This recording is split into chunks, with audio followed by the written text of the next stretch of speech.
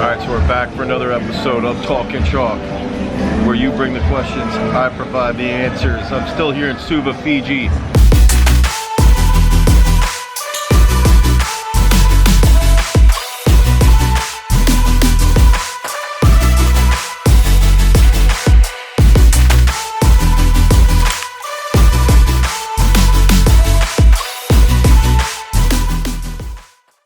Day of their big rugby match.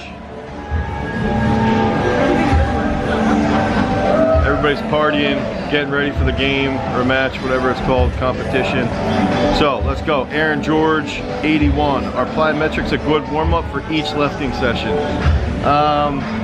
I'd say to an extent, yeah. I think plyometrics are a great warm-up, but I would only do, you know, like 2 or 3 sets of 3, 2 or 3 sets of 4, nice easy box jumps or side-to-side jumps, anything along those lines. So you get a good warm-up, you stimulate your nervous system, but you're not too banged up joint-wise. The amortization phase of plyometrics can have a serious toll on the body, so you got to make sure that you're not getting too banged up. Ant.wise10.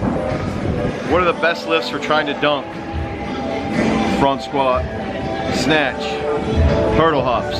Absolute best lifts if you want to dunk. I know that hurdle hops is more of an exercise, like not necessarily an actual lift, but by far snatches help you coordinate with that strength and the speed strength, and then front squats help a ton with vertical jump, and then the hurdle hops sort of tie it all together.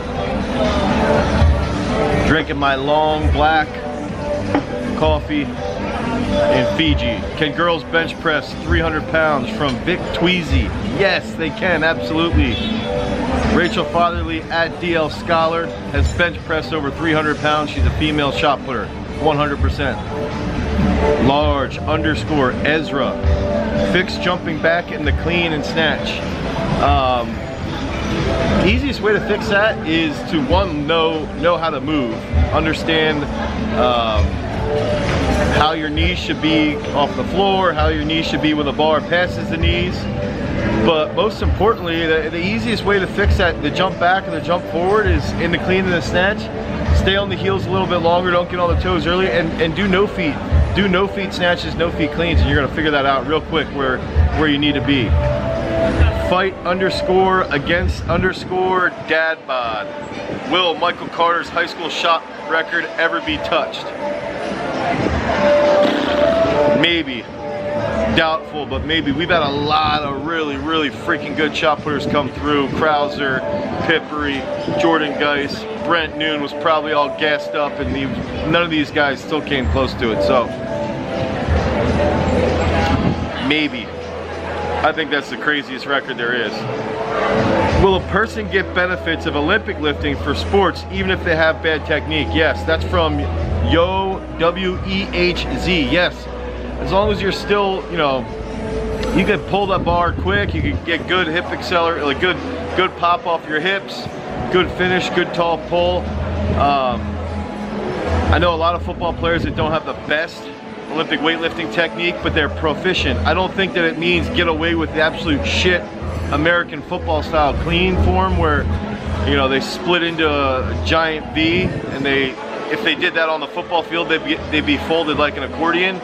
But I don't think you necessarily have the most amazing technique ever either to benefit from it. I think they've got to be proficient though. They got to move well. It's got to improve their mobility, but they still don't have to have Olympic weightlifting style technique where it's got to be money all the time. Jimmy Pun Noose. Thoughts on BCAAs while trying to drop weight? BCAAs are tough. It's got to be a 4:1:1 ratio ideally if you want to see anything beneficial from BCAAs. So keep that in mind. The ratio's got to be 4:1:1, leucine to isoleucine to valine. They can be beneficial. There's some studies that have sort of shown that they're not as beneficial as we think, but I'd say you can use them and find some benefit to them. O'Brien _lifts stuff. How do we strive to empower and improve ourselves outside of the gym? I think that this goes along with my last Talking Chalk where I talked about cultivate your power, which is, you know, the the motto of Garage Strength, and I think it all comes back to treating people well, following the golden rule. You know, treat others the way you want to be treated, have goals, hold yourself accountable, believe in yourself, be confident, establish routines, establish meditation routines, establish prayer routines, establish, you know, you want to even get so close to where you stop saying I, me, things like that, and you start saying we, they, us, to really include others around you in your life goals. And I think if you're just constantly focused on improving the self and conquering your ego, it goes a long way.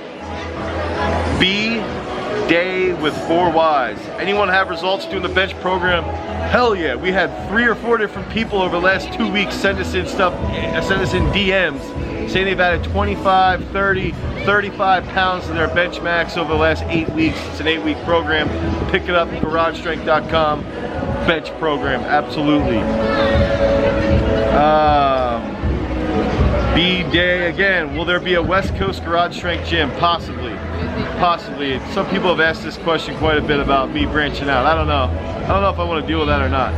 Mohan_shotput. Last question. Can a 16-year-old boy take pre-workout supplements with 300 milligrams of caffeine? That's a lot of caffeine for a 16-year-old. Depends on their size.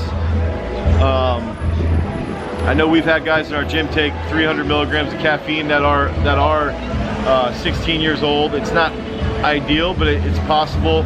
If they're bigger, it's a little bit easier. So I would just say do it once a week, once every 2 weeks, and they're gonna see and notice a big payback from when they do actually time that pre-workout. So this is Dane's brain dump on Talking Chalk. You provide the questions, I try and provide those answers. I'm here in Suva, Fiji. Peace.